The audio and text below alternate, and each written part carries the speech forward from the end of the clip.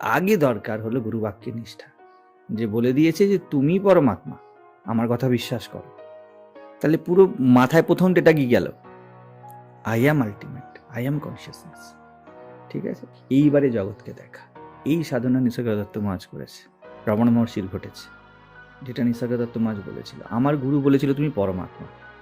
ঠিক আছে, আমি ওটা বিশ্বাস করেছিলাম, একদম গভীরভাবে বিশ্বাস করেছিলাম, কারণ your believe is this world. তারপরে জগৎকে দেখছিল উনি সাধনায়, এই জন্য এত তাড়াতাড়ি 3 বছরের মধ্যে কাজ হয়ে গেল। ঠিক আছে, বুঝে যাচ্ছে? আর আমরা কি করি? Somewhere to reach. আমি তো সেটা আছি, আমরা বলবো আমি তো পরমাত্মাই, এবার দেখি ব্যাপারটা। কনফিডেন্স নেই, সেই শ্রদ্ধা, সেই বিশ্বাস নেই। একদম তুমি যা ডেটা দেবে তাই হবে, কারণ তুমি বোঝো না বোঝো তুমি পরমাত্মা। গুরু বলেছে this world is false, you are only real, your presence is only real. এইখান থেকে কিন্তু শুরু করলে না, ওই জন্য ব্যাপারটা ঘেটে গেল।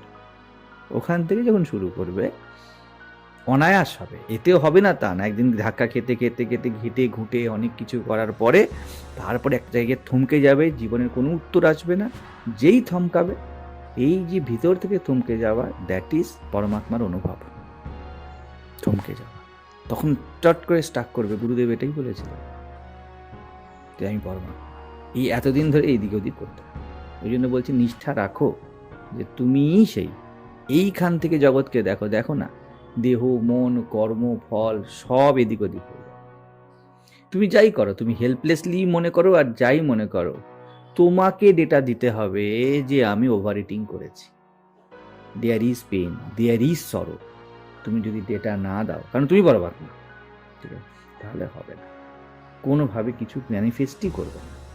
তো এই নিষ্ঠা প্রয়োজন।